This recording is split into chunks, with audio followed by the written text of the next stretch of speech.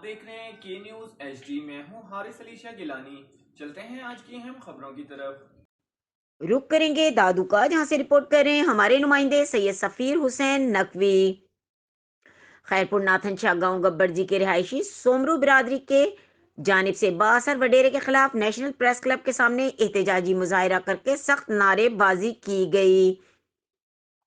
گاؤں گبر جی کے رہائشی آزاد سومرو، محمد حسن سومرو، فدا حسین سومرو اور دیگر نے میڈیا سے گفتگو کرتے ہوئے کہا کہ کچھ ماہ قبل بااثر وڈیرے کے کہنے پر آزاد سومرو سے موٹر سائیکل چھین کر لے گئے، جس واقعے کا مقدمہ بوہڑی پولیس اسٹیشن میں درج کر لیا گیا، جس کے نتیجے میں بااثر وڈیرے نے ہم کو جھوٹی مقدمات کی دھمکیاں دی.